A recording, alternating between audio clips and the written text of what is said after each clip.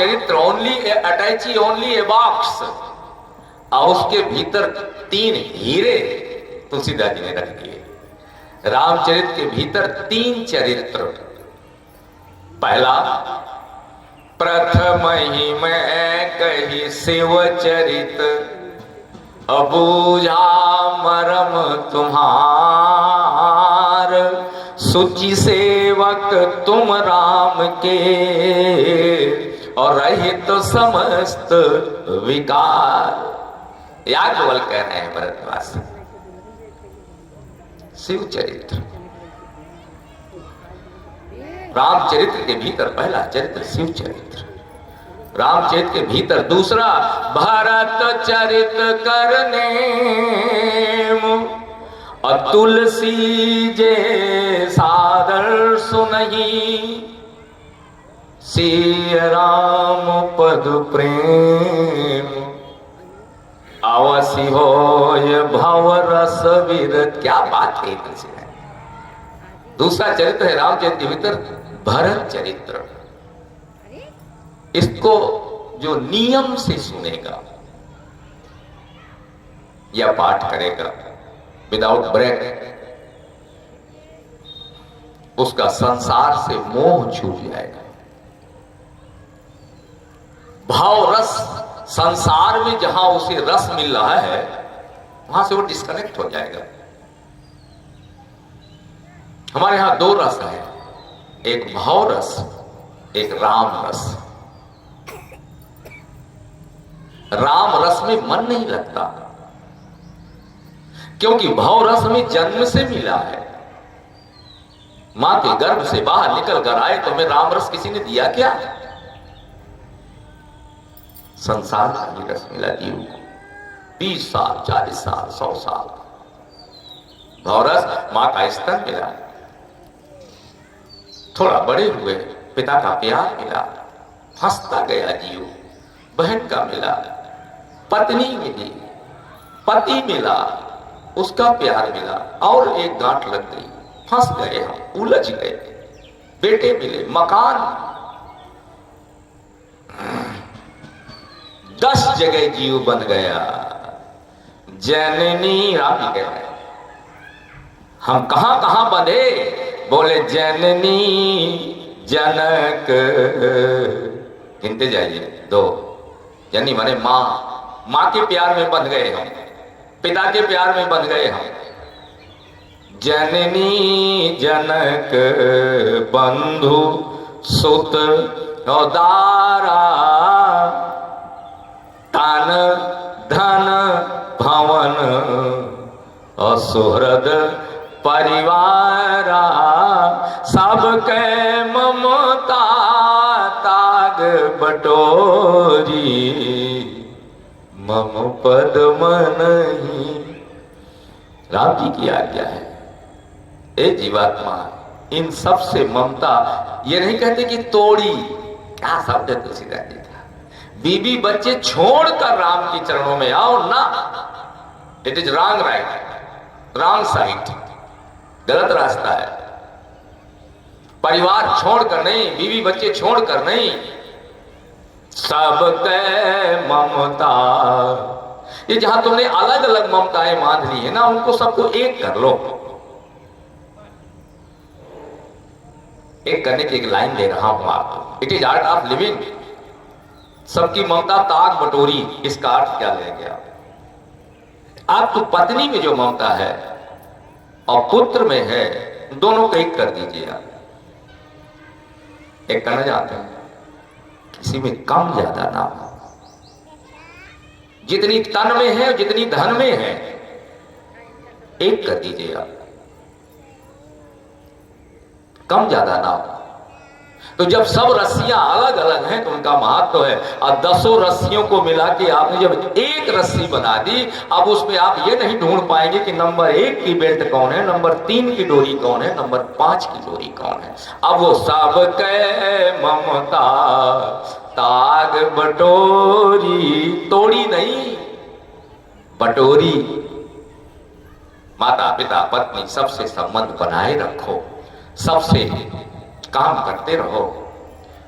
Do your duty, काम करते चलो, राम जपते चलो, हर समय राम का ध्यान धरते चलो, मन को विषयों से हरदम हटाते चलो, कृष्ण गोविंद गोपाल गाते चलो, कृष्ण गो ये जीवन शैली है, ऐसे जियो। तुलसी कहते हैं परिवार छोड़कर, मकान छोड़कर भगवान को ढूंढने जंगल में जाओगे, कुछ नहीं पाओगे, बैरंग लौट के आ जाओगे। इसलिए आवासी हो ये भाव रस विरति। क्या बात तुलसीदास, हमको भाव में रस आ रहा है, क्योंकि राम रस हमें मिला नहीं। तो राम रस कौन देते हैं? बोले त्रिपाठी जी। और जब ये देते हैं तो हम थूक देते हैं। एक माँ के जब बेटा पैदा होता है, उसका स्तन पी करके वो 6 महीने का हो गया, 8 महीने का हो गया। उसके बाद हमारे यहाँ एक संस्कार होता है, अन्नप्राशन संस्कार।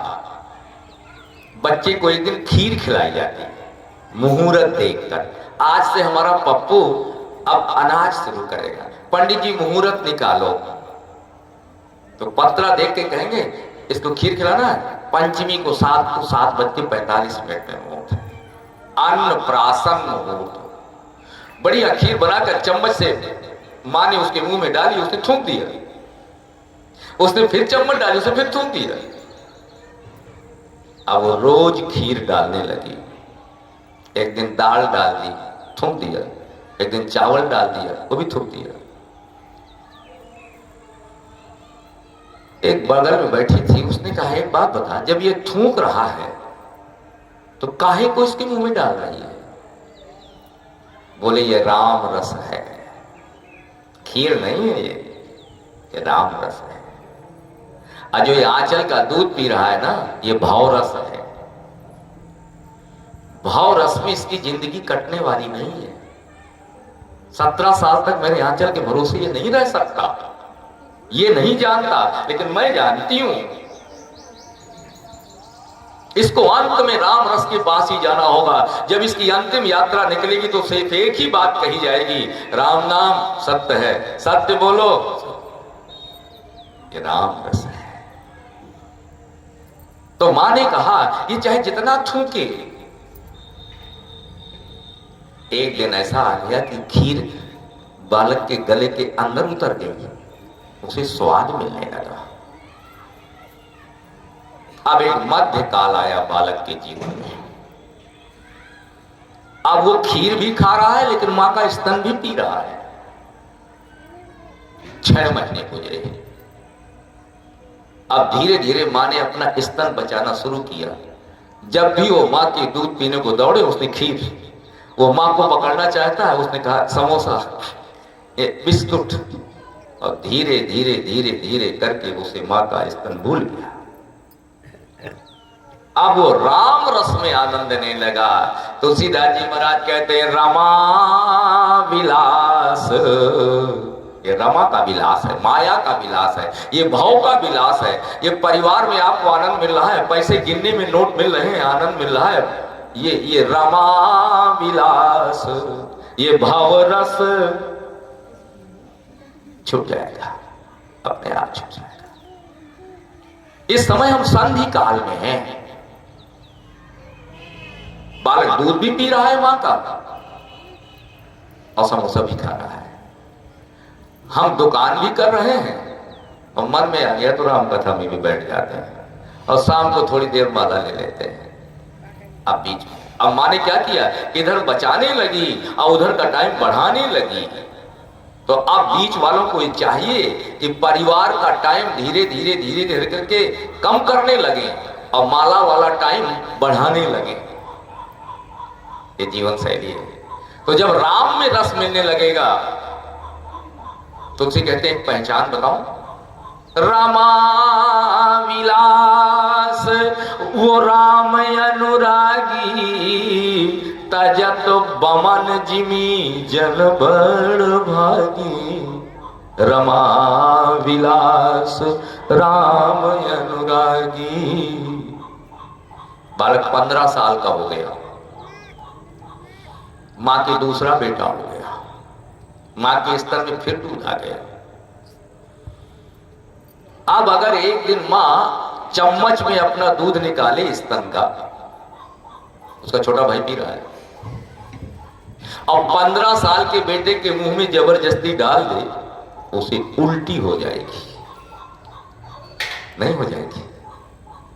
दूध वही है, मां वही है, लेकिन चूंकि वो 15 साल पहले छोड़ चुका है मां का दूध, अब अगर आपने उसे जबरदस्ती मुंह में डाल दिया तो तजत बमन जिमी, बमन माने उल्टी, उसी दादी कहते हैं।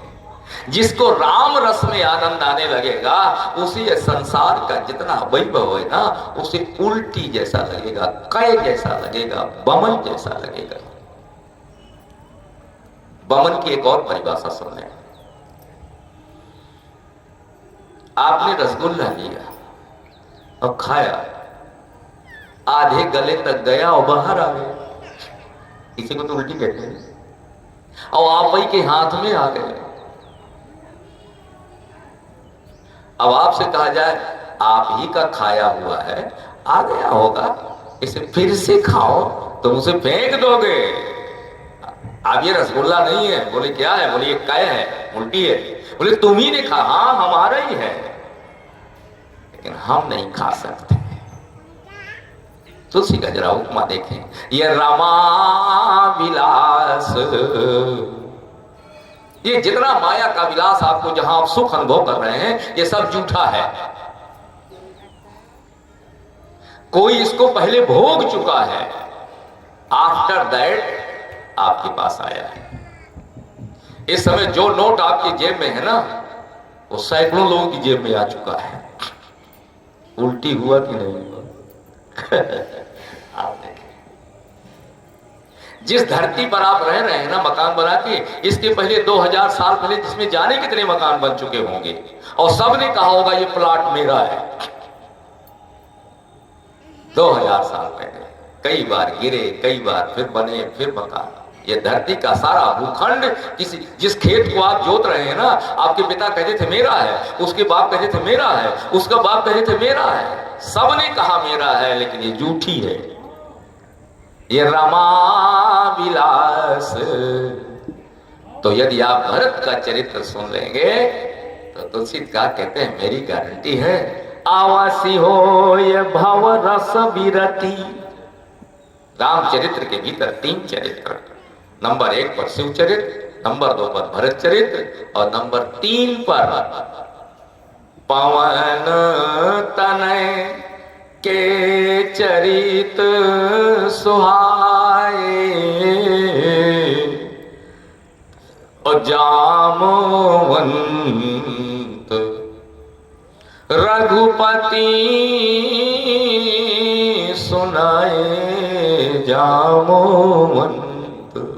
हनुमत चरित्र, रामचरित्र के भीतर 3 चरित्र, शिव चरित्र, भरत चरित्र, हनुमान चरित्र, और तीनों के श्रोता अलग अलग। शिव चरित्र के श्रोता हैं भरद्वाज जी महाराज, और भरत चरित्र की श्रोता हैं सीता जी की मां सुनैना। चित्रकूट का पावन आश्रम है, जनक जी पहुंचे हैं, रात का 12 बजा है, पति पत्नी एक कमरे में हैं। सीता जी की मां ने कहा महाराज आप विदेह हो, भरत चरित्र सुनाओ, भरत चरित्र सुनाओ। विदेह राज जनक कहते हैं भरत महिमा सुन रानी। सुन, मैं पूरा पूरा नहीं कह सकता, इसे कोई नहीं कह सकता, मैं क्या कहूंगा। लेकिन तदपि कहे बिन रहा न कोई, हम रामचरित कह नहीं सकते लेकिन कहेंगे जरूर। जनक जी ने कहा ये भरत महान महिमा सुन रानी, जानहि राम पन सकहि बखानी, जानहि राम। भरत चरित्र के वक्ता हैं विदेह राज जनक और श्रोता हैं सुनैना जी। और हनुमान चरित्र के वक्ता श्रोता, हनुमान चरित्र के वक्ता हैं जामवंत जी महाराज और श्रोता हैं ठाकुर जी महाराज। पावन तनय के चरित सुहाए, जामवंत रघुपति ही सुनाए। रामचरित के भीतर 3 दिन, तो मैंने निवेदन किया है जब 3 दिन की कथा हो त्रिपाठी जी, तो एक दिन बाबा भोलेनाथ का चरित्र कल निकल गया। हमारे महनीय व्यक्तित्व मानस गोविंद पंडित श्री मदन मोहन जी मिश्र जो वाराणसी से पधारे हैं, कृपा करके उन्होंने कल आपके सामने बाबा विश्वनाथ का पावन चरित्र रखा। ऐसा लगा 3 चरित्रों में से एक चरित्र पूर्णता की ओर जा रहा है। आज सेकंड डे, बीच में भरत चरित करने तुलसी जय सादर सुनहि। आज का दिन भरत के नाम, और कल तीसरा चरित्र है पावन तनय के और चरित सुहाए। कल का दिन हनुमान जी के नाम। ऐसी मेरी एक धारणा, फिर आप जो चाहें। वक्ता तो संचालक के अधीन होता है। भरत जी का जो चरित्र है जानते हैं, विदेह राज जनक कह रहे हैं भरत महामहिमा सुन रानी। कथा कहां की है बने सुन ले आप। प्रश्न, राम जी का वनवास हो गया, भरत जी पूरी फौज फाटा लेकर के चित्रकूट पहुंच गए। चित्रकूट में पड़ाव पड़ा है, अलग अलग राउटियां पड़ी हैं। एक राउटी गुरुदेव की लगी है, गुरु माता अरुंधति के साथ निवास कर रहे हैं। चित्रकूट जो लोग गए होंगे, कामदगिरी के लक्ष्मण पहाड़ी से पहले द्वितीय मुखारबिंद से आगे वो गुरुदेव का निवास है। और वहां देखा होगा आपने, जनक भरत मिलाप एक मंदिर है, परिक्रमा में वो जनक जी की वहां राउटी पड़ी हुई है। गुरुदेव की तंबू 10 कदम पर लगा हुआ है, उसके आगे भरत जी का राव लगा हुआ है। सारी जितनी राउटियां लगी हुई हैं सब लक्ष्मण पहाड़ी के इर्द गिर्द लगी हुई है। जनक जी महाराज पहुंचे हैं भरत को सुनकर। एक बात और निवेदन करता हूं, दशरथ जी का देहावसान हुआ, दशरथ जी का शरीर छूटा।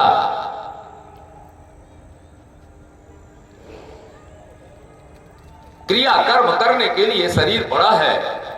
2 बेटे ननिहाल में और 2 बेटे वनवास में, क्रिया कर्म करने वाला कोई नहीं। ये उस शरीर की गति है जो राम के पिता है। अवश्य में वो भोक्तव्यम कृतम कर्म शुभाशुभम। आपसे जो कर्म हुए हैं उन्हें भोगना पड़ेगा। चाहे आप योगी हो जाएं, चाहे भोगी हो जाएं, चाहे भक्त हो जाएं, चाहे भगवान के बाप बन जाएं, कर्म आपका पीछा छोड़ने वाले नहीं है। कर्म का फल भोगना पड़ेगा।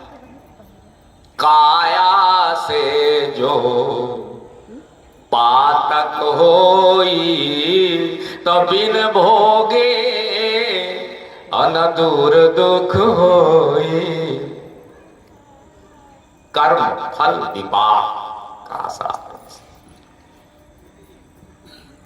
आप सब जानते हैं, कथा विस्तृत है। दशरथ जी के शरीर जब कंठ तक प्राण आ गए, कौशल्या की गोद में उनका सिर रखा हुआ है, अब प्राण कंठ में, अंतिम समय आ गया। कौशल्या जी ने कहा, धीरज धरिए तो पाइए पारू। महाराज, आपकी मृत्यु आई नहीं है, आप खुद प्राण छोड़ रहे हैं। दशरथ जी ने कहा, कौशल्या, हाँ हम छोड़ देंगे। सो तन राख करब मैं कहा, अजहि न प्रेम पन मोर निभा। तापस अंध श्राप सुधि आई।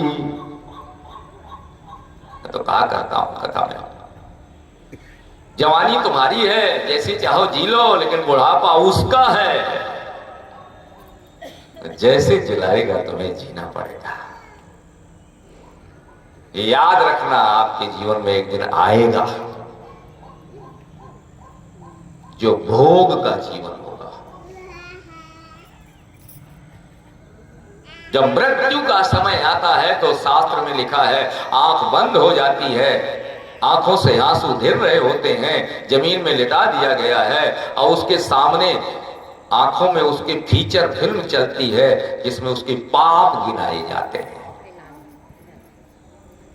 अंतिम बता रहा हूं, देख, जब 5 साल का था तूने ये पाप किया, जब 15 साल का था तूने ये पाप किया, जब 25 साल का था तूने ये पाप किया, तू 70 साल का था तूने ये पाप, अपने पाप देख, तेरे प्राण निकल रहे हैं। अब पुण्य याद नहीं आते।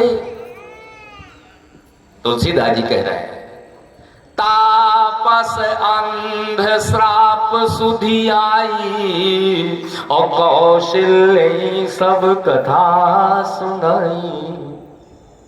कौशल्या, मेरे जीवन में एक पाप हुआ था, अब मेरे प्राण निकल रहे हैं। दशरथ जी ने कहा, क्या पाप हुआ था महाराज? आप तो राम के बाप हो, आपके जीवन में भी पाप?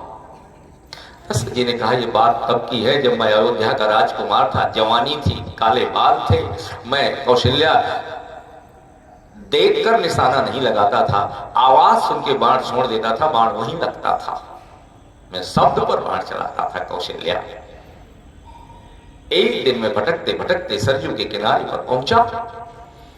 सरजू से दिखाई नहीं दे रहा था, डब डब की आवाज आ रही थी। मैंने समझा कोई भैंसा पानी पी रहा है, मैं डब का निशाना मार के मैंने बाण छोड़ दिया।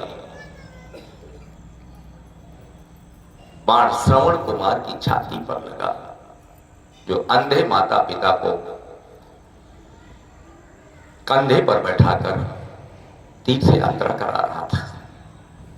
मैं भागकर पहुंचा कि मेरा शिकार पड़ा होगा, लेकिन देखा श्रवण कुमार औंधा सरजू में पड़ा था। मैंने कहा, भैया कौन? उसने कहा, मैं माता पिता अंधे, वहां पेड़ के नीचे बैठे, पानी लेने आया था, तुमने मार दिया राजकुमार, मेरे माता पिता को पानी पिला दो। कौशल्या, मैं वो घड़ी पीतल की कलसा लेकर के पहुंचा। अंधे लोग पांव की आहट जान जाते हैं। उन्होंने देखा बेटा नहीं आ रहा है। कौन? मैंने कहा, पानी पी लो तो बताऊं, पहले बताओ कौन? अरे मैं अयोध्या का राजकुमार दशरथ। पानी तुम लाए हो तो बेटा कहां है? अब वो इस दुनिया में नहीं है। उसने कहा, जब बेटा ही मर गया तो पानी किस बात के लिए राजकुमार? अब जिसकी छाती पर बैठकर हम 4 धाम किए थे अंधी अंधा, बेटा मर गया, तुमने मारा, अब पानी नहीं पिएंगे। श्राप ले राजन। आज जैसे हम अपने पुत्र के वियोग में तड़प तड़प कर मर रहे हैं, तू भी अपने बेटे के वियोग में प्राण देगा। बुढ़ा मर गया। कौशल्या दशरथ जी बता रहे हैं, मृत्यु के आंख बंद है दशरथ जी की, मौत आ चुकी है।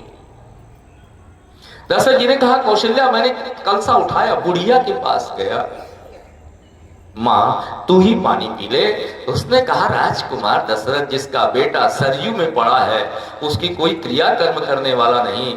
आज मेरा पति मेरी आंखों के सामने बूढ़ा पड़ा है, उसकी कोई क्रिया कर्म करने वाला नहीं। ले दूसरा श्राप ले, तेरे चाहे 2 बेटे हो जाए चाहे 10 बेटे हो जाए, जब तू मरेगा तो तेरा भी कोई क्रिया कर्म करने वाला नहीं होगा। बुढ़िया ने प्राण छोड़ दिया। रामचरितमानस रामायण उठाकर देखें, दशरथ जी की लाश रात भर पड़ी रही, कोई क्रियाकर्म करने वाला नहीं। वशिष्ठ जी जान गए कि अब ये जल्दी क्रियाकर्म होगा नहीं। उन्होंने एक नाव मंगाई, नाव में तेल भरा और तेल भर के दशरथ जी की बॉडी को डुबा दिया ताकि खराब ना हो। तब बर्फ नहीं चलती थी, तब तेल नाव भरी नृप तनु राखा। 2 बेटे ननिहाल में, भरत और शत्रुघ्न, राम चित्रकूट में। मैं निवेदन कर रहा हूं, भरत जी आए हैं और उन्होंने पिता का 10 गात्र किया, दाह किया, तेरही की, दिन किया। जनक जी नहीं आए। आना चाहिए कि नहीं आना चाहिए? तुम्हारी 4 बेटियां ब्याही हैं अयोध्या में, तुम्हारे समधी मरे हैं दशरथ। अगर तुम ये कहो कि हमें पता ही नहीं था, तो तुलसीदास जी रामायण में लिख रहे हैं 4 CID भेज दिए जनक जी महाराज ने, जाओ और अयोध्या की पल पल की सूचना मिथिला में भिजवाओ। अब क्या हो रहा है? 4 चले तिरहुत। खुद तो गए ही नहीं, CID लगा दिया अयोध्या के राजमहल में जनक जी महाराज ने। देखें रामायण, वो एक एक सूत्र दे रहे हैं। महाराज अब क्रियाकर्म करने के लिए भरत आ गए। अब क्या हो रहा है? शरीर जलाया जा रहा है। अब क्या हुआ? बोले आज 10वां है। अब क्या हुआ? बोले आज एकादशा है। अब क्या हुआ? आज 13वां है। और नहीं आए। अब क्या हुआ? बोले अब गुरुदेव वशिष्ठ ने दरबार लगाया है, भरत से कह रहे हैं कि गद्दी पर बैठो। बोले नजर लगा के बताए रखना भरत गद्दी पे बैठ रहे हैं कि नहीं बैठ रहे हैं। फिर पूछा क्या हुआ? बोले भरत जी ने गद्दी ठुकरा दी। अब क्या हुआ? बोले भरत जी कहते हैं हम बिना राम के दर्शन के नहीं रहेंगे, भरत चित्रकूट को चल रहे हैं, तो फिर अब तुम भी चले आओ। चले चित्रकूट ही भरत और 4 चले तिरहुत। तिरहुत माने मिथिला, तुलसी लिख रहा है। वो 4 जो CID थे वो चले आयो मिथिला। जनक जी ने कहा बस अब लौट आओ, तुम्हारा काम फिनिश। निवेदन कर रहा हूं, जनक जी अयोध्या नहीं गए और जैसे ही पता चला कि चित्रकूट भरत जी पहुंच गए तो तुलसीदास जी ने चौपाई लिखी, दोघरी साध और चले तत्काला और किया विश्राम न मग महिपाला। रानियों को बैठाकर, सीता की मां, सीता की चाची, पूरा रानीवास मिथिला से जनक जी चित्रकूट के लिए चले। और जब चले तो तुलसी कहते विदाउट ब्रेक चले, किए विश्राम न। और राम जी जब चित्रकूट के लिए चले तो 3 जगह हाल्ट किया। प्रथम वास तमसा भयो, राम जी पहले दिन रात हो गई, तमसा किनारे रुक गए। दूसरे दिन चलते चलते रात हो गई तो गंगा के किनारे रुक गए। सवेरे नाव से मांगी नाव, न केवट आना पार करके गंगा चले तो तीसरी रात इलाहाबाद में रुक गए। भरद्वाज आश्रम प्रभु गए, भरद्वाज के आश्रम में रात बिताई। सवेरे मुनि से विदा मांगी, उनसे रास्ता पूछा और फिर पैदल चलकर जमुना पार किया और हमारे गांव में आ गए राजापुर। प्रयागराज से चित्रकूट के लिए यदि आप पैदल जाएंगे तो एक ही रास्ता है सबसे शॉर्टकट, वाया राजापुर, जमुना पार करके कौशाम्बी जिले से होता हुआ उसी मार्ग से राम जी पहुंचे। भरत जब उनसे पीछे चित्रकूट के लिए चले तो जहां जहां राम जी रुके भरत जी वहीं वहीं रुके, रुकते रुकते भरत गए। लेकिन जब जनक जी महाराज चित्रकूट गए तो किए विश्राम न मग महिपाला। जनक जी अगर मिथिला से चले तो जब तक चित्रकूट नहीं आ गया रथ का पहिया नहीं रुका, जबकि रानियां साथ में है, बूढ़ी है। सुनैना जी सीता की मां है, सीता की चाची, दो लड़कियां हैं उनके, मांडवी और श्रुति कीर्ति। एक लक्ष्मण को ब्याही है और एक शत्रुघ्न को ब्याही है। सीता के चाचा की लड़कियां हैं ये दो। जनक जी दो भाई सब चले चित्रकूट के लिए। और जरा चित्रकूट का देखें क्या कैसे जाया जाता है। वहां हम लोग जाते हैं, गुटखा खा के थूकते जाते हैं, फल मिलेगा चित्रकूट का। पिकनिक करने जा रहे हैं, काहे कैसे जा रहे हैं, चित्रकूट कैसे जाना चाहिए जनक जी से देख लो। गिरिवर दीख और जनकपति जबही तो करी प्रणाम रथ त्याग्यो तबही। कितनी दूर से पर्वत दिखा होगा कामदगिरी, 5 किलोमीटर। 5 किलोमीटर से तो देखने ही लगता है पहाड़। और जनक जी ने देखा कामदगिरी दिखाई दे रहा है, रथ छोड़ दिया, कीन प्रणाम, वहीं से पर्वत को प्रणाम किया और फिर पैदल चले, रथ त्याग दिया जनक जी ने। तुलसीदास जी तो नहीं लिखा, लेकिन मैं आपसे पूछूं, अगर जनक जी ने रथ त्याग दिया होगा, पैदल चले होंगे, तो क्या सीता की मां रथ में चली होंगी? ऐसा संभव नहीं। पति अगर पैदल जा रहा है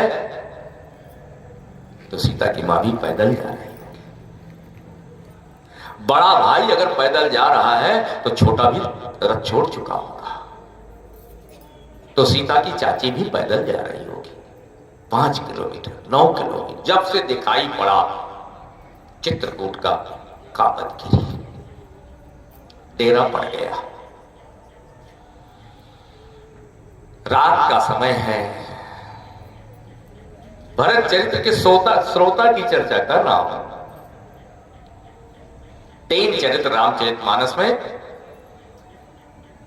पहला भगवान शंकर का चरित्र, श्रोता है भरद्वाज, वक्ता है याज्ञवल्क्य जी। दूसरा भरत चरित्र, श्रोता है मां सुनैना और वक्ता है विदेहराज जनक। जनक जी पहुंचे, विश्राम हो गया, रात का समय। इसी बीच में एक बड़ी महत्वपूर्ण घटना हुई चित्रकूट में। सावकाश सुनि सब सिय सासु, आयो सकल जनक निवासु। अलग अलग राउटियां पड़ी हैं। अयोध्या वाले इधर रह रहे हैं, मिथिला वाले चित्रकूट में इधर पड़े हैं, गुरु जी की राउटी वहां लगी है, नौकरों की इधर लगी है। सीता जी की मां ने कहा समधिन से मिलना है हमें, क्योंकि ब्याह के बाद समधिन तो भी समधी तो मिल लेते हैं, लेकिन हमारी प्राचीन भारतीय संस्कृति में समधिनें कभी नहीं मिलती। आज की बात अलग है कि मैरिज हाउस में जाएंगे तो पहले समधी नहीं मिलेगी, समधी मिले चाहे ना मिले। मैरिज हाउस, और जब मैरिज हाउस नहीं होते थे तो बारात जाती थी। राम जी की बारात गई, 3 दिन बारात होती थी। अब तो लगता है कि ये झूठ है। समय के आधार पर कैसे कैसे व्यक्ति जो सत्य था वो सपना हो जाता है, सत्य सपना बन जाता है। किसी इन लड़कों से बताया जाए कि 3 दिन की बारात, काहे को झूठ बोल रहे हो महाराज जी, रात भर में तो सब टीका चढ़ाओ के सुबह 7 बजे विदाई हो जाती है, 3 दिन को पड़ा रहेगा। हम पड़े रहे। 27 मई सन 1970 को हमारी शादी हुई थी, पता कितने साल हो गए जोड़ लेना। तो सन 70 में जब हमारी शादी हुई थी तो एक दिन बारात पहुंची, उस दिन केवल ठंडाई पिला दी गई और बारात को बाहर डाल दिया गया। और टीका हुआ, अब दूल्हा से कहो जाके अपने बाहर गांव स्कूल में सोए, अब यहाँ आना है। 3 दिन बताता हूं। अगले दिन फिर सवेरा हुआ, तब भावर के लिए बुलाया गया। सवेरे 7 बजे से 11 बजे तक भावर, लड़के से कह दो नहाए और खाए, भोजन वोजन अपना लाए हो तो खा ले, और ना लाए हो तो होटल से मंगवा ले। बिटिया वाले की कोई जो अच्छा आपने देखी होगी बारात, उसे हमारे यहाँ कहा जाता था बुंदेलखंड में पवन छक। पवन छक माने हवा खा के सो जाओ बराती। तो हम लोग पड़े रहे। दूसरे दिन अपने घर से हम साथ में कढ़ाई लेके गए थे, आटा लेके गए थे, डालडा घी की कट्टी लेके गए थे, आलू लेके गए थे। तो अपने यहाँ हमने बनाना शुरू किया, हमारे पिताजी ने, और पूरी बारात को बना के खवाया। अगले दिन शाम को बिटिया वाले फिर वो नौटाठी लेके आते थे, वाह आप बड़ा सुंदर कृपा करके पधारे, अब भोजन के लिए पधारिए आप। दूसरे दिन वो भोजन होता था। अब रात भर पड़े रहो। तीसरे दिन लड़के को बुलाओ, अब कलेवा करे। अब हम कलेवा पे पहुंचे। फिर तीसरे दिन 12 बजे विदाई हुई। हो गए ना 3 दिन। ऐसे हो जाता। अब तो सही सबने पहली बार चित्रकूट में समधिन मिल रही हैं। सावकाश असुनि सब सिय सासु, आयो सकल जनक निवासु। कौशल्या जी के पता लगा के पूछा, जाओ दासियों से कहा, समधिन से पूछा कै बजे का समय है, हम मिलने आना चाहती हैं चित्रकूट में। कौशल्या जी ने कहा 3 बजे बुला लेना, 4 बजे। आज सीता की माँ, सीता की चाची, दासियां कौशल्या जी के तंबू में पहुंची। तंबू पड़े थे, देखे ना तंबू प्रयागराज में जो डाले जाते हैं बालू में, ऐसे तंबू पड़े थे। कौशल्या जी ने देखा सीता की माँ आई है, तुरंत तंबू से निकलकर बाहर खड़ी हो गई। आओ सब आओ। गजब का दृश्य है। एक तरफ लाल जोड़े में हीरे और मोती से जगमगाती हुई सोने के तार से लाल साड़ी में सीता की मां और सीता जी की चाची खड़ी हैं। नीचे से महावर ऊपर तक लाल सिंदूर, लाल साड़ी, और ठीक सामने उनके 3 विधवा के वेश में मां कौशल्या, सफेद साड़ी, हाथ में चांदी की चूड़ियां, सोनी मांग, कैकेयी बगल में, सुमित्रा बगल में। ऐसा लग रहा था सुख और दुख एक साथ मिल रहे हैं। एक तरफ सफेद साड़ी में 3 विधवा, कौशल्या, कैकेयी, मैया सुमित्रा, और एक तरफ श्रृंगार रखे हुए सीता की मां और सीता की चाची, दोनों में नहीं। चित्रकूट में तुलसीदास जी कह रहे हैं। अब भरत चरित्र का प्रारंभ हो रहा है। कौशल्या सादर सन्मानी, आसन दिए समय समयानी। कौशल्या जी ने चटाई उठाई, अपने हाथ से बिछाई, आओ सामने बैठो। तुलसीदास से पूछा गया, बाबा वहां नौकर नहीं थे, दासियां नहीं थी? अच्छा, दासियां सही, सुमित्रा नहीं थी, कैकेयी खड़ी थी। हमारे यहां छोटे लोगों को काम करते हैं, बड़े लोग केवल आदेश देते हैं, बेटा पानी ले आ, पंडित को पानी ले। और ये काम हुआ है रामायण में। चौकें चारों सुमित्रा पूरी। राम जी की जब तिलक की तैयारी हो गई थी तो अयोध्या में चौकें पूर रही थी सुमित्रा, कौशल्या ने नहीं पूरी, बड़ी रानी है। लेकिन आज आज आज कौशल्या जी ने स्वयं जाकर के चटाई बिछाई। पूछा गया, बोले कौशल्या जी से आर्ट ऑफ लिविंग सीख लो, कैसे सम्मान करना चाहिए ये सीख लीजिए। माता जी आप बैठ जाइए, कभी आप बाहर निकलते हैं, कभी आगे निकलते हैं, मेरा मन डिस्टर्ब होता है। कोई यहाँ कैसेट नहीं भरी है, सब आपको देखने लगते हैं। कथा या तो सुनिए, नहीं सुनना है तो घर चले जाइए। बढ़िया टीवी चल रही है, डर का गद्दा है, अकबर जोधा देखिए, कोई जरूरी नहीं है जमीन में बैठे। लेकिन भगवान का अपराध ना हो, यहाँ आइए तो भगवान के दरबार में, ये ध्यान रखिएगा। बोले श्यावर रामचंद्र भगवान की। कौशल्या असादर सन्मानी, आसन दिए समय समयानी। क्या बात है, नौकर से चाय भिजवा दो अलग बात है, और मेहमान आया है और घर का मालिक चाय लेके पहुंच जाए, वो सम्मान अलग है। कितने अच्छे आदमी खुद चाय लेके आते हैं, हमारा बड़ा आदर करते हैं। कौशल्या जी ने खुद चटाई बिछाई, बैठ गया। एक बात और देखें रामायण में, सीता जी की मां ने पांव नहीं छुए कौशल्या के। छूना चाहिए, हाँ, क्यों? तुमने अपनी बेटी दी है।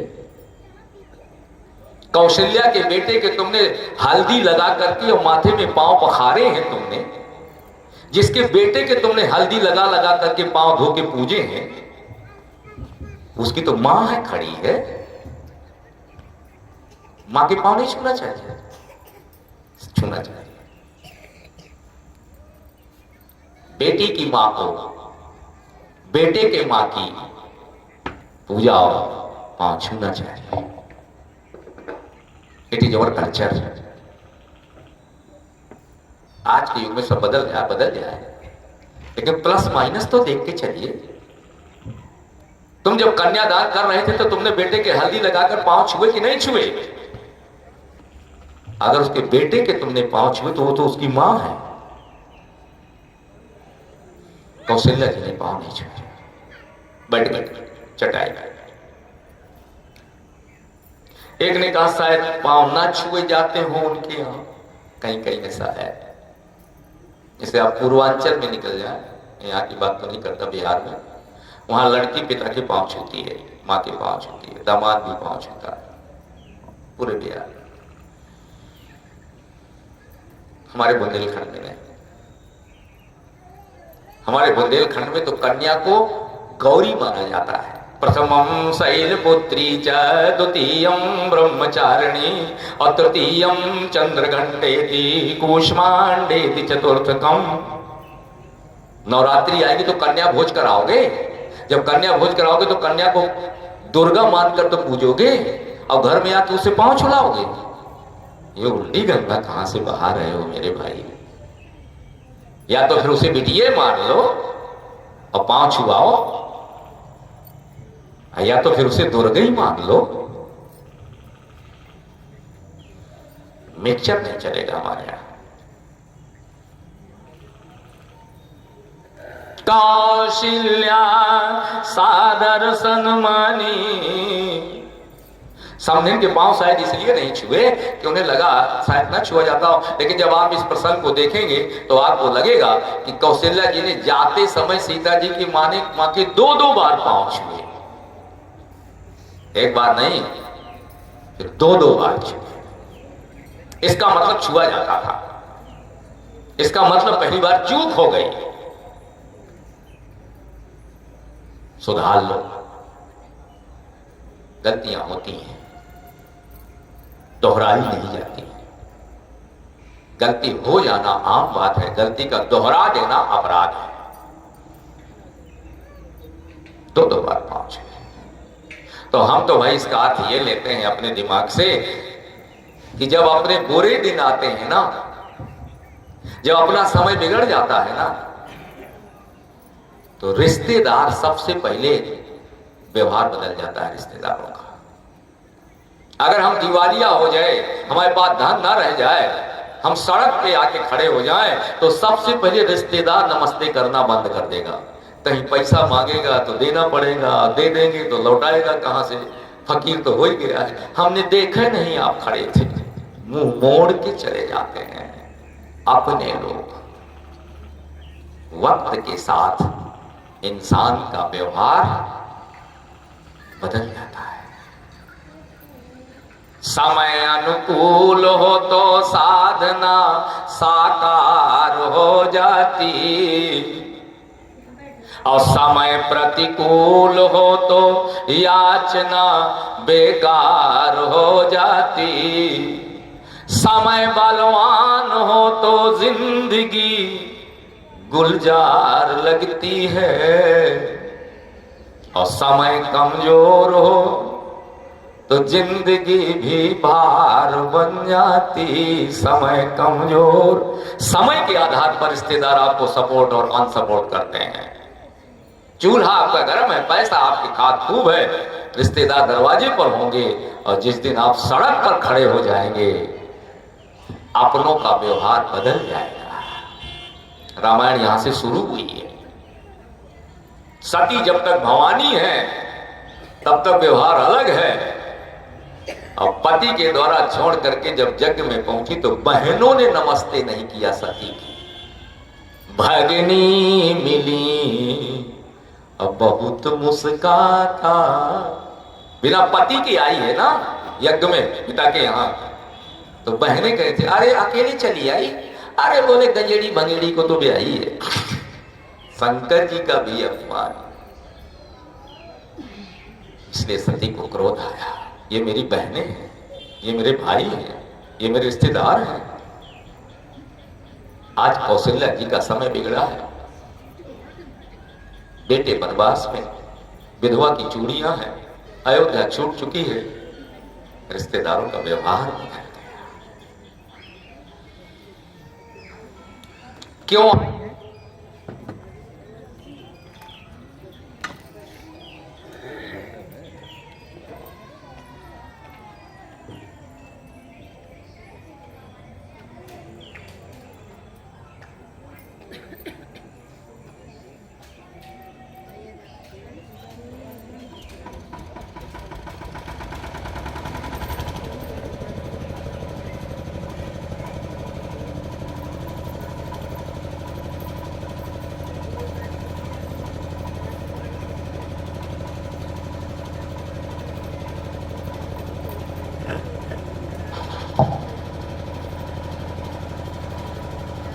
क्यों आई हैं आप? बोले आपके दुख का सुना हमने, दशरथ जी शरीर छोड़ के चले गए, आप विधवा हो गई समने, तो हम आपके घर में दुख प्रकट करने आए हैं। किसी के यहाँ कोई गमी हो जाए तो हम लोग परंपरा है कि उसके पास मिलने जाते हैं, 5 मिनट बैठते हैं, कैसे हो गया, कल तो हमें मिले थे, आज कैसे हो गया, क्या बताएं, मोटरसाइकिल लेकर आ गया, उसको संतोष। हम इसलिए मिलने आए हैं कि दशरथ जी महाराज का शरीर छूट गया, राम कैसे हुआ सामने।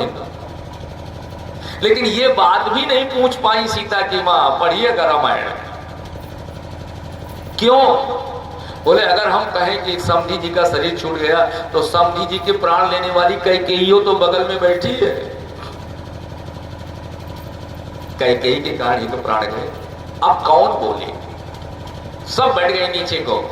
साइकोलॉजी देखें, मनोविज्ञान। तुलसीदास जी अर्धाली लिख रहे हैं, मई नख लिखन लगी सब सोचन, पुलक शिथिल तनवारी विलोचन। जब हमारी माताओं को कुछ समझ में नहीं आता, क्या कहें, क्या बोलें, क्या करें, तो पांव के नाखून से, अंगूठे से धरती खोदने लगती हैं। क्या तुलसीदास जी ने गहराई से देखा है। मैं ही नख, सीता जी की माँ, सीता जी की चाची, स्वयं कौशल्या जी धरती नाखून से खोद रहे हैं। कौन बोले, क्या बोले, कहां से शुरू करें, कैसे शुरू करें? सबसे पहले सीता जी की माँ ने बोलना शुरू किया। क्या बताएं समनिन, आपके ऊपर तो ब्रह्मा जी ने आफत डाल दी। क्या हुआ? इतनी ऊंचाई से बोली। जनक जी की पत्नी है सुनैना जी, ज्ञानी की पत्नी है, बहुत ऊंचाई से। उन्होंने कहा, समनिन अयोध्या में आपकी आपातकाल आ गया, आफत आ गई, और विधि गति अति विपरीत विचित्रा, तो पय फेन फोर पविटा की, सिय मातु कह कि विधि बुध बाकी, जो पय फेन फोर पविटा की। ऐसा हमने कौशल्या जी, ब्रह्मा जी का दिमाग खराब हो गया है। ब्रह्मा सबके ऊपर दुख देता है, ये भगवान सबके ऊपर आपत्ति डालता है। अयोध्या में भी आपत्ति आ गई, आप विधवा हो गई, अब बेटे बहू आपके जंगल चले गए। और देखो, ब्रह्मा ने दूध के फेना को फोड़ने के लिए वज्र की टांकी का प्रयोग कर दिया। इतनी ऊंचाई से बोली कि आधे का तो एंटीना ने नहीं कैच किया। ये कह क्या रही है? अब तुरंत सुमित्रा जी ने समर्थन कर दिया बगल में। हाँ समदिन, बिल्कुल ठीक कह रही हो। सुनी सोच कह देवी सुमित्रा, विधि गति अति विपरीत विचित्रा। ठीक कहती हो, ब्रह्मा ने हमारे ऊपर आफत डाल दी, भगवान तो हमारे ऊपर दुख के दुख उड़ेल रहा है। कौशल्या ने कहा, हे सुमित्रा, तुम्हें समझ में आया कि समदिन ने क्या कहा? हाँ, ये कह रही है कि ब्रह्मा ने आपत्ति डाली है हमारे ऊपर। बोले नहीं, आधी चौपाई का पहले अर्थ देखो। वो कह रहे हैं, जो पाए फेन अफोर पविटा की। ब्रह्मा जी ने दूध का फेना फोड़ने के लिए लोहे की टाकी लगा दी। अब समझिए, दूध है अयोध्या का राज्य, और फेना है उसमें राज तिलक, और राज तिलक होना था राम जी को। कैकेयी कहती है होना चाहिए भरत को। तो अगर फेना हटाना था तो फूंक मार देते तो ऊपर का दूध का फेना अलग हो जाता, लेकिन उसमें लोहे की टाकी लगा दी। फेना फोड़ना है और टाकी लगाई लोहे की, और जो ऊपर हथौड़ा चला तो दूध टूटेगा, फेना टूटेगा कि कटोरा ही टूट जाएगा? कटोरा ही टूट गया। अब कटोरा क्या है? बोले दशरथ जी महाराज। राज तिलक धरा का धरा रह गया। किसको तिलक करना है ये कल पर बीत गया। दशरथ जी का सिर छूट गया, कटोरा फूट गया।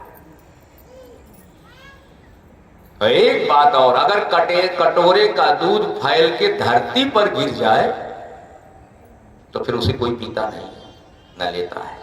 तो अयोध्या के राज्य का जब कटोरा टूट करके बहा तो भरत कहते हैं हमें नहीं चाहिए, राम जी कहते हैं हमें नहीं चाहिए। अब उस राज्य रूपी दूध को कोई लेने के लिए तैयार नहीं है।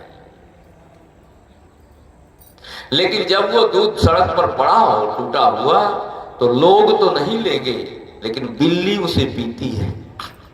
पीती कि नहीं पीती? बिल्ली कौन है? मंथरा। सब मर जाए तो उसे अबहू अयोध्या का राज्य चाहिए, मिल जाए। सुमित्रा जी ने समर्थन किया तो कौशल्या जी ने कहा सुनो, कौशल्या कहे कि दोष न काहू, कर्म विवश सुख दुख क्षति लाऊ। सामने ये बात मत करो हमारे परिवार में बैठकर। कैकेयी अगर मृत्यु का कारण बनी है दशरथ जी के, तो मेरी छोटी बहन है, वो भी तो विधवा बनी बैठी है।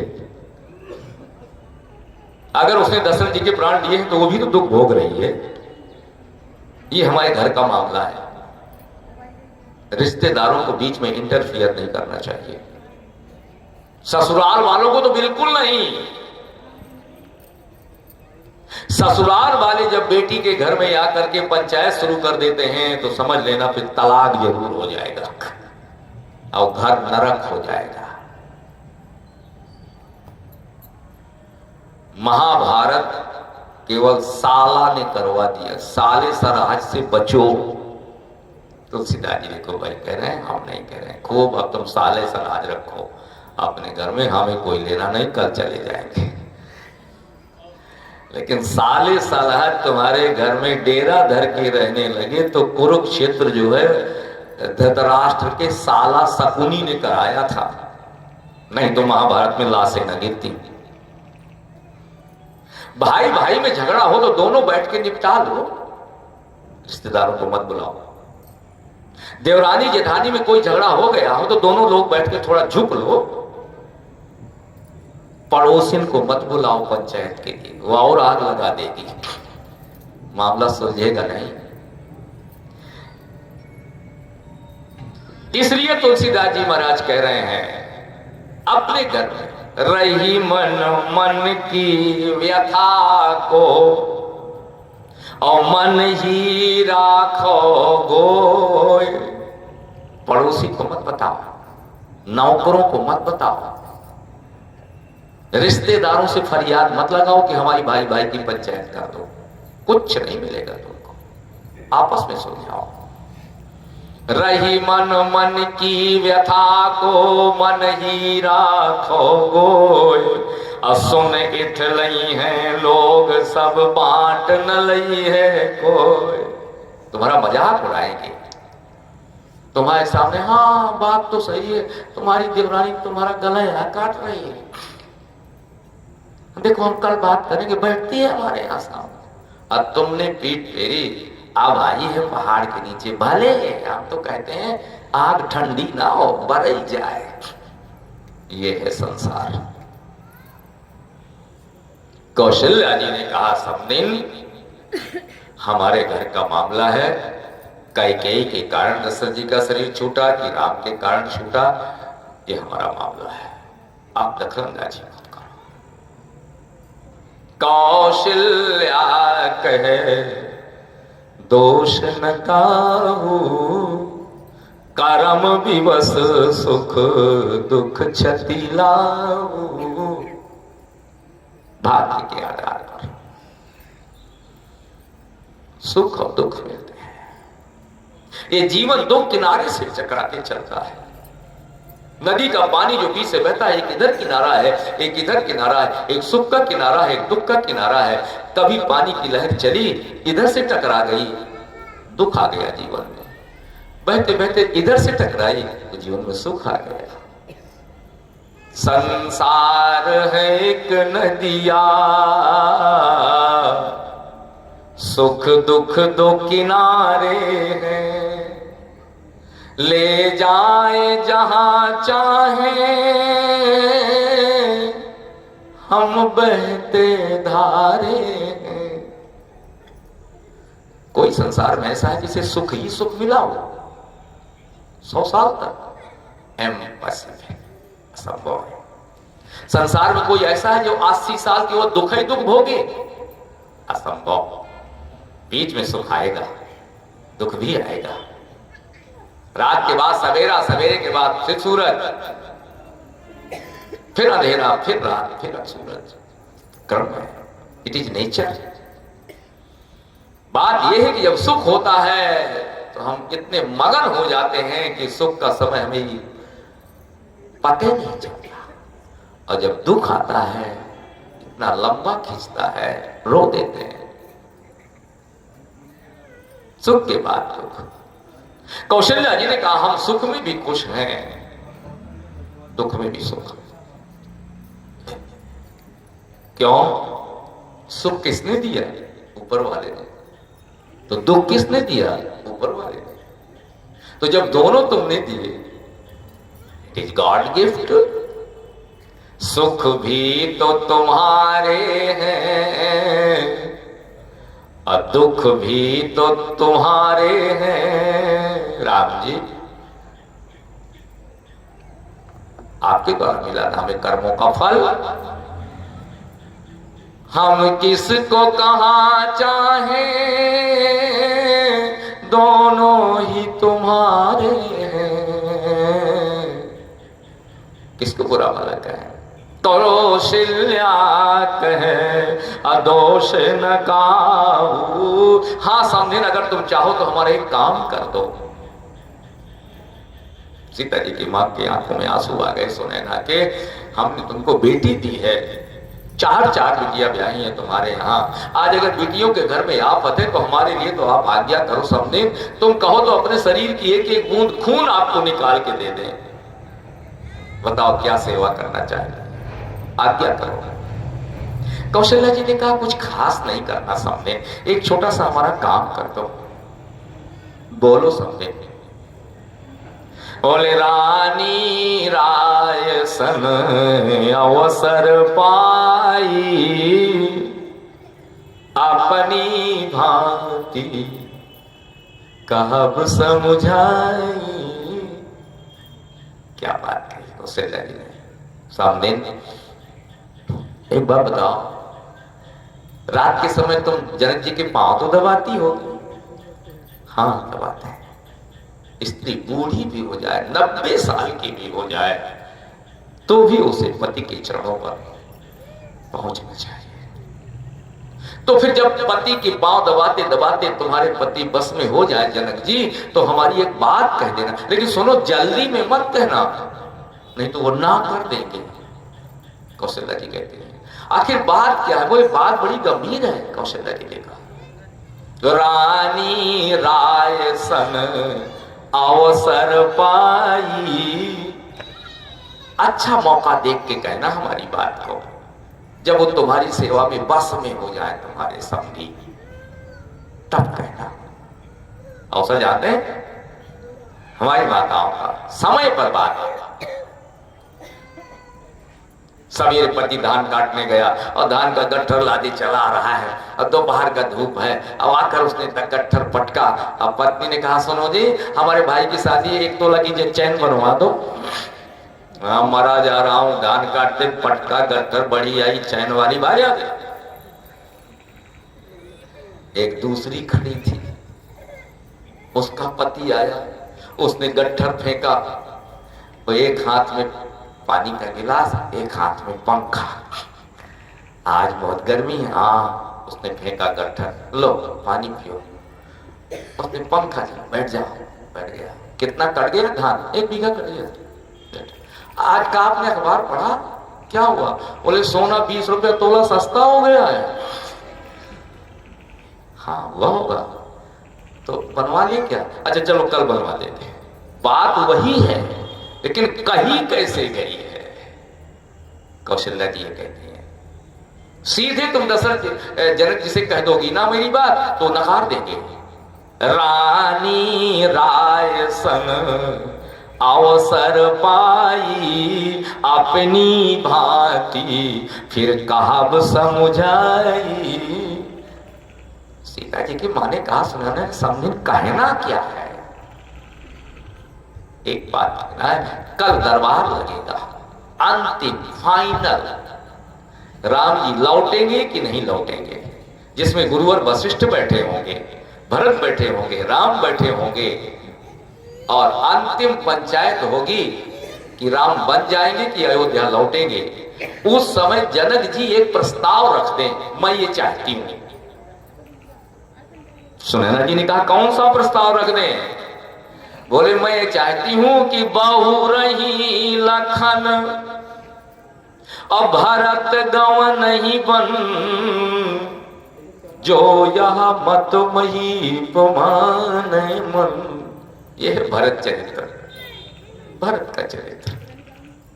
माताओं के आंचल से गुजरकर भरत चरित्र खड़ा हो रहा है। कौशल्या कहती है मैं चाहती हूं कि मेरा भरत राम के साथ 14 साल वन चला जाए। ये प्रस्ताव कल पंचायत में रख दे जनक जी। और जनक जी इतने सयाने हैं कि उनकी बात कोई काटेगा नहीं।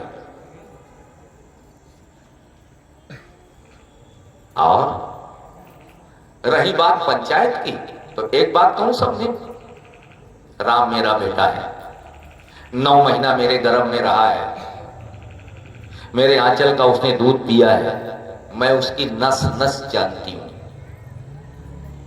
एक बेटे को जितना मां जानती है उतना पिता नहीं जानता, भाई नहीं जानता, परिवार नहीं जानता, रिश्तेदार नहीं जानता।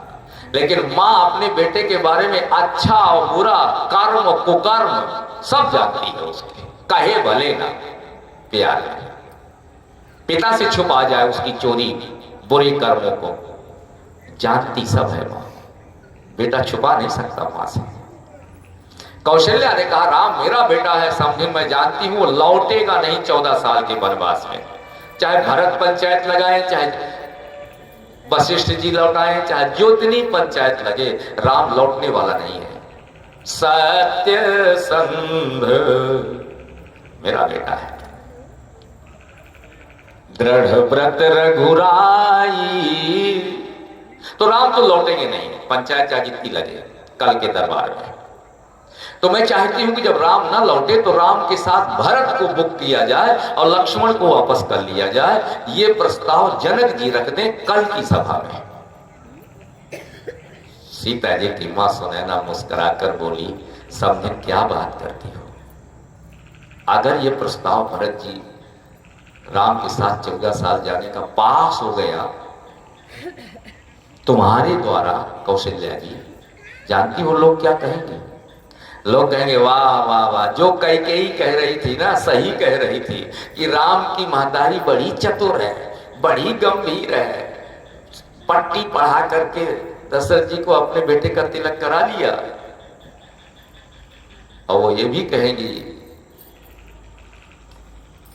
कैकेयी ने अगर वरदान मांगकर 14 साल के लिए राम को बुक कर दिया तो कौशल्या भी बड़ी चतुर निकली, जनक जी से प्रस्ताव कराकर कैकेयी के बेटे को बुक कर दिया।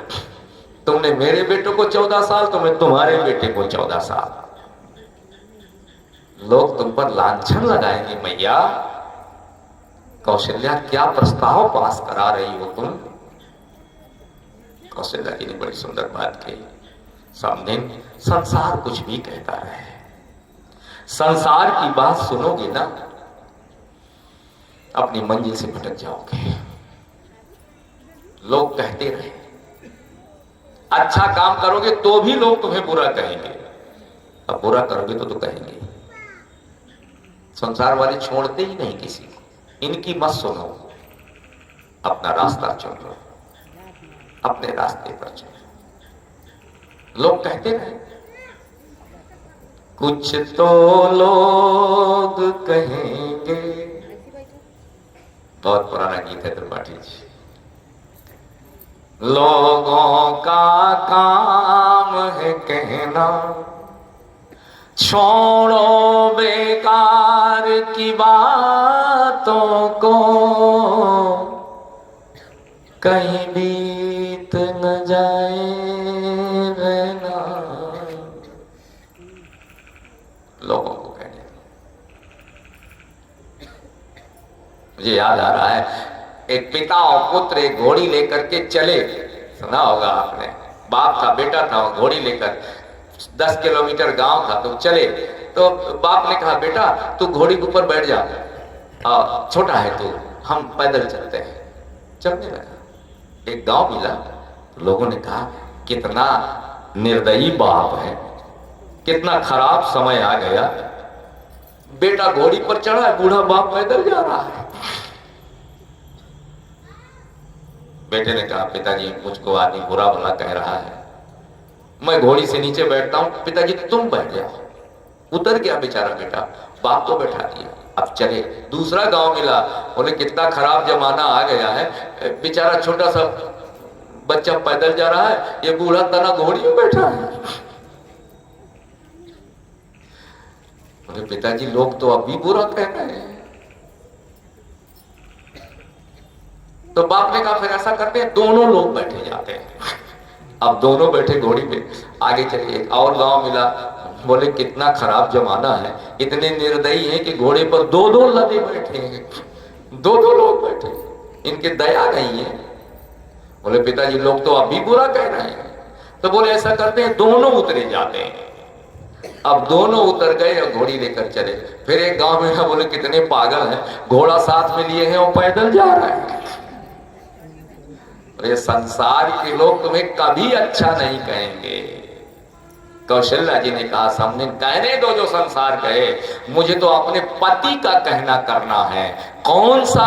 बोले जब दशरथ जी के प्राण छूट रहे थे, उनका सिर मेरी गोद में रखा था, आंखों से दो बूंद आंसू ढलके थे। उन्होंने कहा था कौशल्या बार बार मोहि कहे ओ महीपा, जानिए सदा भरत कुल दीपा।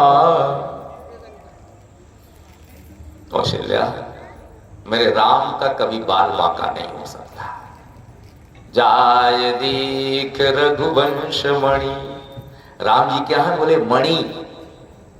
मणि को आंधी में फेंक दो जगमगाएगी, मणि को पानी में फेंक दो बरसात में सावन के, जगमगाएगी। राम के ऊपर कितने दुख आ जाएं, उनका चेहरा नहीं बिगड़ेगा। राम के ऊपर कितनी आपत्ति आ जाए, राम के होठों की मुस्कान कभी नहीं जा सकती है, मुस्कुराते रहेंगे राम दुख में भी। दशरथ जी ने कहा ये मैं जानता हूं, लेकिन कौशल्या जाने हो सदा ये भरत कुल दीपा। भरत तो मोमबत्ती की लौ है, पतली पतली, जरा सा आंधी भी आ गई ना, दीपक बुझ जाएगा। राम का ध्यान मत रखना, मेरे मरने के बाद कौशल्या तुम्हें जिम्मेदारी देकर जा रहा हूं, भरत का ध्यान रखना। तो मुझे ऐसा लगता है सामने बिना राम के मेरा भरत 14 साल तक अयोध्या में जिंदा नहीं रहेगा। ये उसी बाप का बेटा है जो हंसकर शरीर छोड़ देते हैं।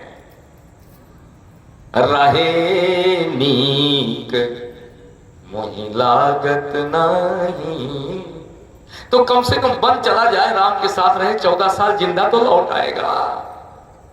कितनी चिंता है मां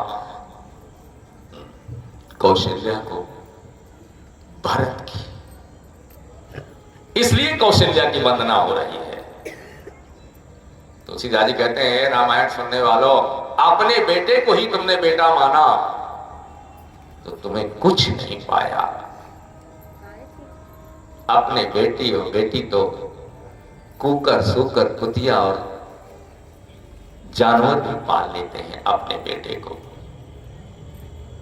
लेकिन जो दूसरे के बेटे को अपने बेटे से भी ज्यादा सुख देने का प्रयास करे वो कौशल्या हो सकती है। देवरानी के बेटे को अपने बेटे से ज्यादा कौशल्या, और वो भी ऐसी कैकेयी जिसने कौशल्या के बेटे को, बहू को 14 साल के लिए वनवास दे दिया। आज मां कौशल्या उस कैकेयी के बेटे भरत में अपने प्राण देख रही है। जानू सदा भरत कुल दीपा, बार बार मोही कहे वो मही पा, इसलिए मैं ये चाहती हूं। अच्छा, पंचायत हुई। देखिए हम कल प्रस्ताव रखे थे।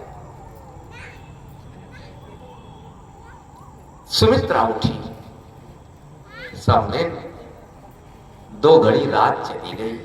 अरे बोले जब हम आए थे तब तो सूरज था, शाम हुई थी, इतनी रात हो गई। पंचायत दरबार पता नहीं चला समय का। देवी दंड जुग जामिन बीती, राम मातूट सुन उठी सप्रीति। कौशल्या खड़ी बोली सामने, अब अपने तंबू में, अपने डेरा पे जाओ। रात के समय महिला को बिना पुरुष की छाया में अकेले घर के बाहर नहीं होना चाहिए। यह हमारी संस्कृति है। बूढ़ी हो जाए तो भी, ये भारत की रामायण कह रही है। देवी दंड जुग जामिन बीती, रात के 9 बज रहे हैं, आप लोग अपने डेरा से बाहर हैं और आपके साथ कोई पुरुष नहीं है। जल्दी अपने डेरे पर पहुंचिए आप। कौशल्या जी कह रहे, मैं तो कहा करता हूं, पति अगर साथ में है, पत्नी के वो दारू के ठेके पर भी चली जाए तो उस पर कोई उंगली नहीं उठा सकता, क्योंकि उसका पति उसके साथ खड़ा है। और पति अगर आपके साथ में नहीं है, आप मथुरा वृंदावन चली जाए तो लोग घूमती है, ऐसे घूमती रहती है, लोग आप पर उंगली उठाएंगे। पति की छत्र छाया है, आज पति साथ में नहीं है। उठी और सुनैना जी ने कहा एक प्रार्थना करो। ये हमारी बिटिया जब से ब्याह करके अयोध्या पहुंची तब से आज तक कोई लेवाने नहीं गया और वापस लौट के मिथिला नहीं आई। सीता जब से विदा हुई, अगर आपकी आज्ञा हो तो 5 मिनट के लिए अपने डेरा पे लेवा जाऊं। इसकी सखियां आई हैं, इसके गांव वाले आए हैं, मिथिला वाले आए हैं, सब मिल लेगी। आस कही पग परी प्रीति अति, और सिय हित विनय सुनाए। सिय समेत सिय मातु तब, और चलिय सुआय सुपाय। कौशल्या जी के दोनों हाथ छुए, पांव छुए। हमें तो पांव भी छूना नहीं आता। रामायण सुनते हो, बता दूं एक बार, पांव जब छूने चाहिए तो हमेशा ऐसे छूने चाहिए, ऐसे नहीं। It is negative thinking. जब आप ऐसे छुएंगे तो आपका दाहिना हाथ उसके दाहिने पांव पर होगा और आपका बायां हाथ उसके बाएं पांव पर होगा। घर में जाके ट्राई कर लेना। और ऐसे अगर सीधे छुओगे तो आपका दाहिना हाथ उसके बाएं पांव पर होगा, तो वो ठंडा तार गर्म तार से जुड़ जाएगा तो बल्ब फ्यूज हो जाएगा। उल्टा तार मत जोड़ देना, जानते हैं ना, गर्म तार गर्म से जुड़े, ठंडा तार ठंडे से जुड़े। प्रणाम करने की परंपरा। आपका दाहिना हाथ उसके दाहिने पांव पर हो जिसके आप पांव छू रहे हैं, तो तार से तार सही मिल रहा है। जो वहां से आशीर्वाद की रेजिस निकल रही हैं, जो किरणें, वो आपको धन देगी, बल देगी, ऊर्जा देगी, तेज देगी, विवेक बढ़ेगा, बुद्धि बढ़ेगी, उसका सब निकल के आपके पास में आ जाएगा। प्रणाम किस लिए कहा जाता है? उसके द्वारा कुछ मिल जाए, उसका तेज, उसका बल, उसकी बुद्धि, उसका आशीर्वाद सब आपको मिलेगा। आस कई पग परी और प्रीति अति, सिय हित विनय सुनाए। सिय समेत सिय मातु तब, चली सुआय सुपाय। सीता को साथ में लेके सीता की माँ, सीता की चाची, सीता की सखियां सब अपने डेरे पर चली। चित्रकूट में रात का 8-9 बज चुका है।